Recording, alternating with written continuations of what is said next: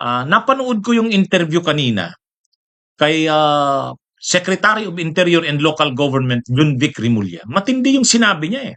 Matindi yung nabunyag na yon. Ha? Ha? Ano yon mga kabunyog ha?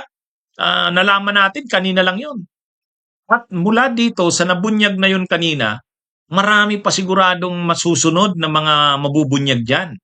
Ha? Lalo na pagkatapos ng panahon ng pagdadalamhati ng pamilya ni dating DPWH si Cabral, maraming lalabas nito. Anong tinutukoy kong grabing nabunyag kanina? Ha? Um, Nabalita nung isang araw yan na tumuloy o nag-check-in si Yussi Cabral at saka yung ayon sa kanyang driver, ano? Ayon sa kanyang driver, nag-check-in sila dun sa Ayon Hotel. Ayon Hotel sa doon sa Baguio.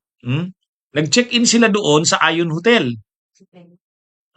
Ngayon ang nangyari, na-reveal kanina na yung hotel pala na yon kung saan nag-check-in sila ay pag-aari din dati ni dating DPWH Yusek Cabral.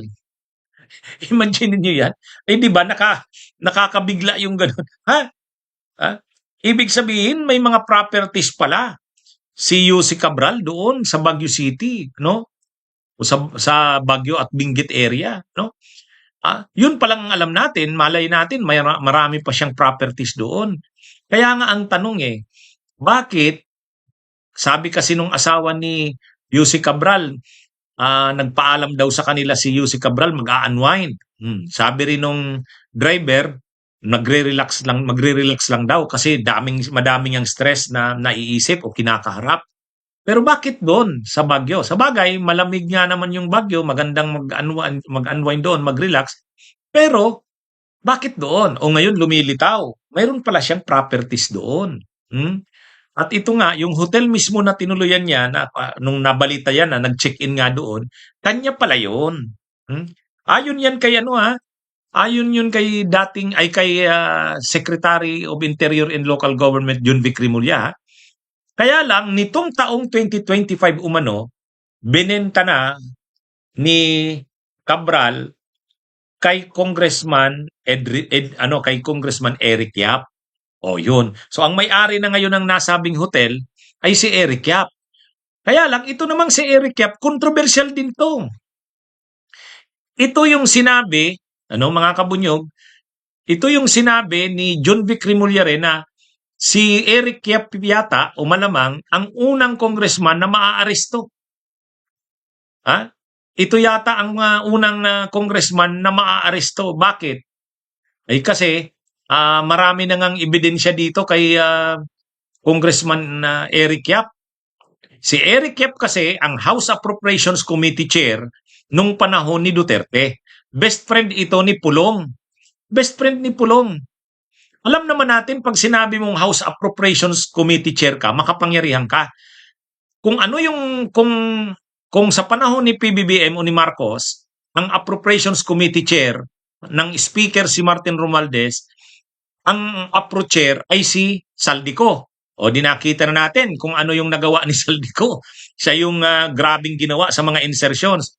Ang counterpart ni Saldico sa panahon ni Duterte, nung panahon ni Duterte, ang Appropriations Committee Chair naman, si Eric Yap. Ang speaker noon ay naging speaker si Cayetano. Naging speaker din si Velasco. Si Lord Alan Velasco. Ang Appropriations Committee Chair si Eric Yap. At dahil siya ang Appropriations Committee Chair, ibig sabihin, ang kaugnayan niya sa DPWH, pag usapin ng mga budget, itong si Yusek Cabral. Itong si Yusek Cabral. Kaya, ayon nga kay Junvic Rimulya, may transactions itong si Yusek Cabral at saka si Eric Yap. Ang problema, itong si Eric Yap, mainit ngayon dahil nadadawit nga sa anomalya sa flood control. May 32 billion pesos na rock netting project nung panahon ni Duterte. Yung rock netting, panahon ni Duterte yan.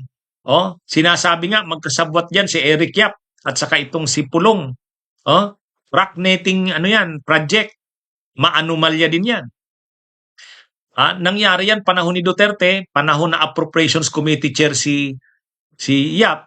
At ang nasa ano din, USEC sa planning ng DPWH ay itong si Cabral. Kaya parang hindi naman nakapagtataka na bakit pumunta siya ng Baguio, no, at ng Benguet. Mukhang may mga kailangan silang pag-usapan. Hindi natin alam.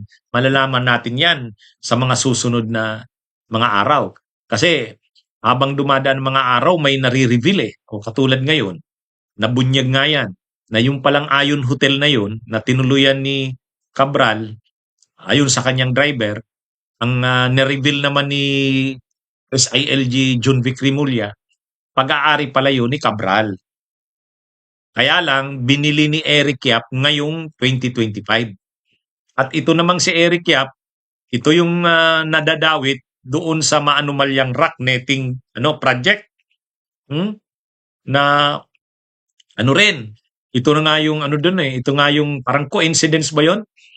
Yung project na maanumalyang proyekto na binisita ni PBBM, na sinabing useless, parang walang silbi itong proyekto na to, 2 minutes lang ang distansya doon sa lugar kung saan namatay si UC Cabral. Kaya grabe grabe ang mga coincidences dito.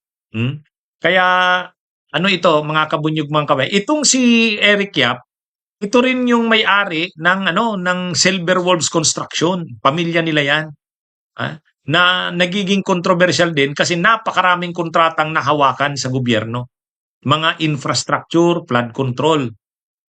Kaya nga, dito sa mga mananagot sa anomalya sa flood control, pagdating sa mga kongresista, si Saldico yan at saka itong si Eric Yap. Pero dahil nagtatago si Saldico sa ibang bansa, ang nandito sa Pilipinas ay si Eric Yap, sabi ni John Vic Rimulya, mauuna pang maaresto, makulong itong si Eric Yap. At itong si Eric Yap, ang na-reveal ngayon ay may transaksyon kay UC Cabral. Ang nakita lang ngayon, yung hotel, bininta kay Eric Yap. Pero posibleng marami pang mga transaksyon sila. Kaya hindi talaga ordinaryong si UC Cabral. Yung magkaroon ka ng ganung mga properties, yan, iba yan. Siguro ngayon, hindi pa masyadong maiimbestigahan yan dahil syempre igagalang yung kamatay niya. Pero matapos ang panahon ng pagluluksa niyan, lalabas yan, maiimbestigahan yan. Kaya grabe. Din siguro, kaya tuliro din yung isip ni UC Cabral nitong mga nakaraang mga araw. Kumbaga, alam niya kasi na siyempre pag lumalim ang investigasyon, maraming mauungkat. Hindi siya handa sa ganun. Alam niyang mabigat yon. Kaya at ito na nga, ito. Ngayon pa lang natin nalaman yan at simula pa lang yan. Marami pang susunod yan na mabubunyag yan. Yan yung naging mabigat na pasanin ni dating DPWH USEC Cabral. Kaya sabi nga ng kanyang asawa, pumunta ng Baguio, ng Benguet para mag-unwind. Sabi rin nung driver, mag-relax. Kasi grabe nga, grabe itong mga isipin niyang ito. Na-stress talagang masyado si UC Cabral. Kaya una, pinatawag siya noong December 3 sa Ombudsman. Tapos pinatatawag siya sa ICI, hindi na siya umattend. At December 18, nag-press con pa si Vince Dizon, ng sekretary ng DPWH, nakalagay yung pangalan niya doon na talagang kakasuhan na. Kaya ito. At marami talagang mauungkat. Alam yun ni UC Cabral.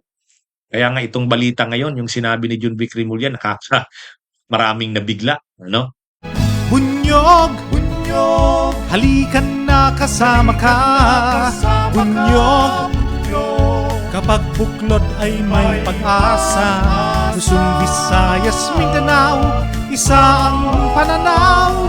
Sa bagong Pilipinas ang bunyog isisigaw.